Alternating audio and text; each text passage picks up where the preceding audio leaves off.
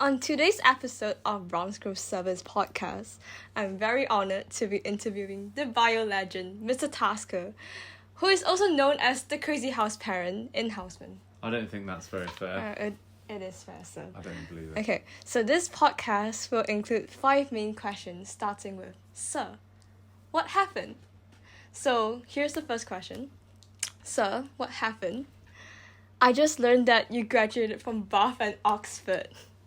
Why did you decide to be a bio teacher and work in Bromsgrove? Okay. Well, I did biology when I was at Bath. I then studied for a master's in accounting and finance, also at Bath, which I didn't end up completing because sometimes life gets in the way, but that's fine.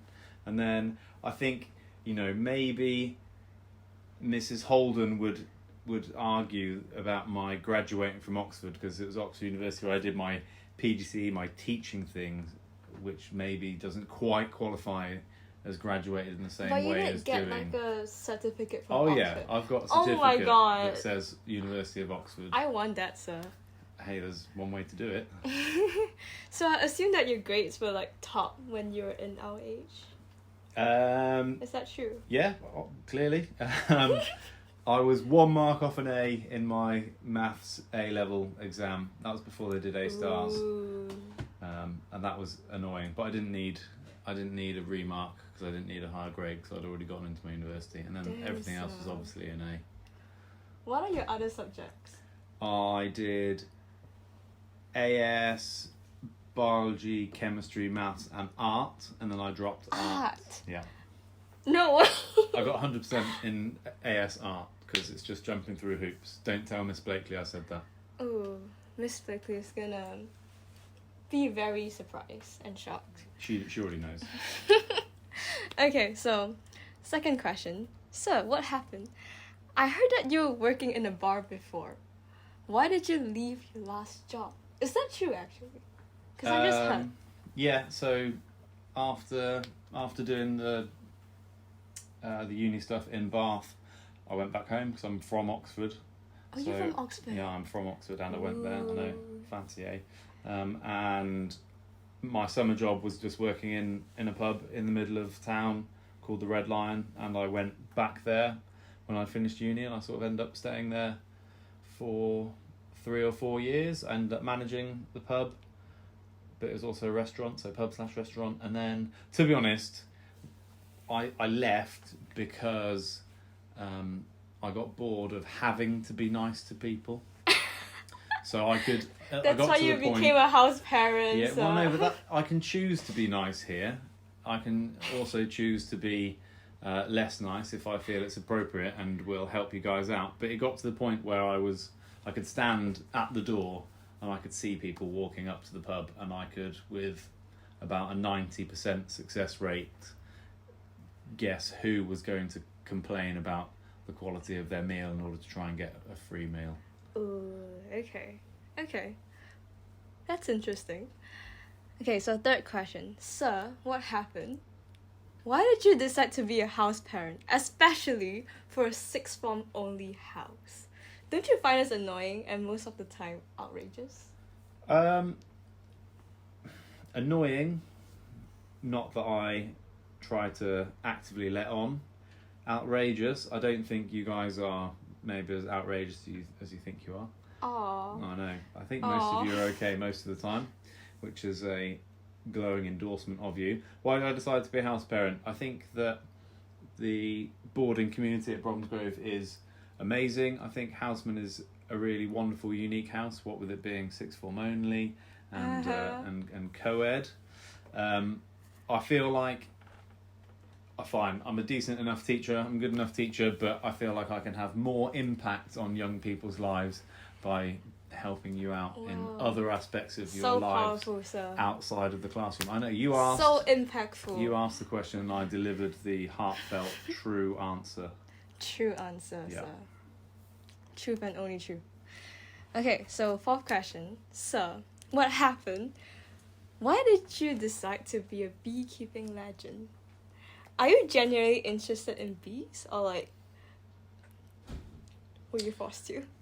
Was I forced to? No. There was an English teacher who has left called Miss Young, and like lots of the English teachers we have here, she was actually not native English. She was German, but she was a really interesting lady, and she wanted to start the beekeeping activity at school, and then I got involved. I sent her an email that was a bee-based pun. I don't remember. I think something about buzzing. Oh, she's an English teacher. Yeah, she's an English teacher.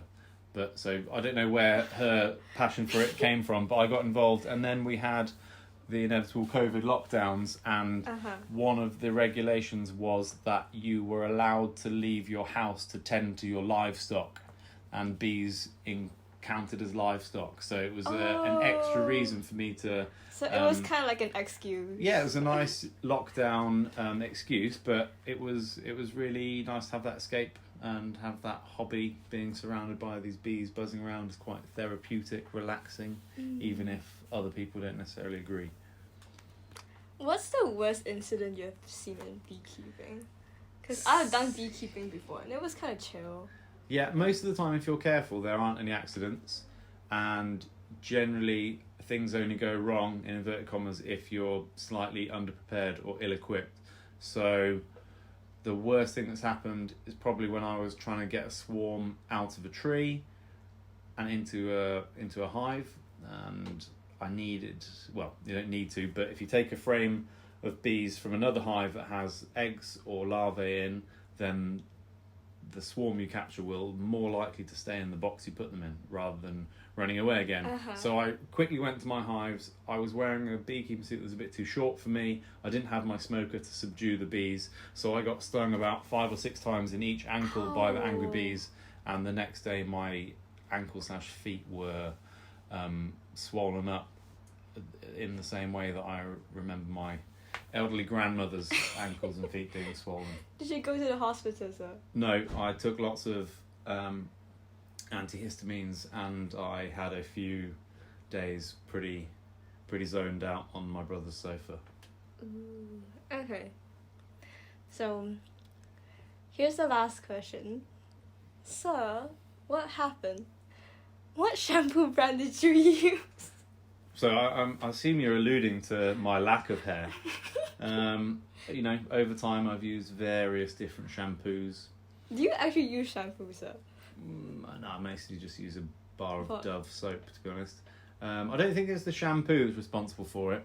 I think it's a bit of a myth. Some people say it's due to high testosterone levels. I think you would maybe say that as a bald man. This is getting too vital. To make yourself look more manly. No, I used to use Aussie shampoo because it left my hair feeling silky and smooth. Where's it gone? Where's it gone? My hair? Yeah. It's migrated slowly south. So I love your sense of humour. Thanks, I try my best. Well, thank you for accepting the interview. And with this, husband and others get to know more about you. We'll probably find you cooler now that we find out such interesting facts about you, sir. Okay, interesting. Interesting We'll facts. use that in inverted commas. Okay. So, is there any final comments that you would like to make? No, it's been an interesting experience. Thanks for having me on your podcast.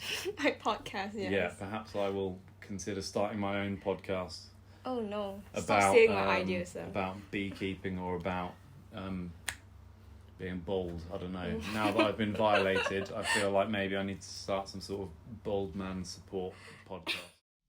Okay, thank you so much, sir. Bye.